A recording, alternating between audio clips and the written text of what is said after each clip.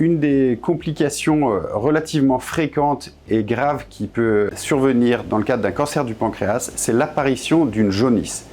On appelle ça en termes médicaux un ictère. Pour vous expliquer la genèse de l'apparition de cette jaunisse, il faut comprendre que la bile est fabriquée dans le foie, puis elle coule par une arborisation biliaire vers un canal qui s'appelle le canal cholédoque.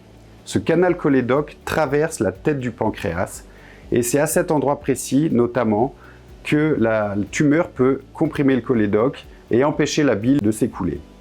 C'est donc une complication relativement grave sur laquelle il faut intervenir absolument. Les gastro-entérologues interviennent en premier plan. Pour ce faire, il y a deux façons principales.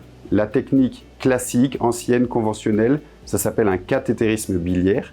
Ça se fait avec un endoscope classique que l'on va positionner dans le duodénum, c'est-à-dire le tout début de l'intestin grêle, où ça bouche le canal cholédoque, au niveau d'un tout petit sphincter.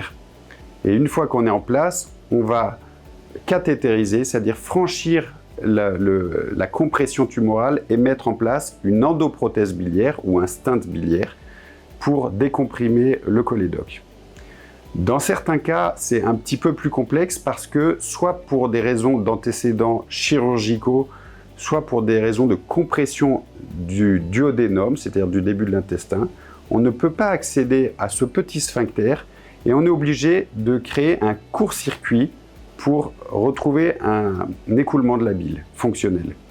Pour cela, on n'utilise plus une caméra, on utilise un écho-endoscope, ce qui permet de drainer la bile soit à travers l'estomac, c'est-à-dire entre le foie et directement l'estomac, soit entre le cholédoque au-dessus de la tumeur et le duodénum.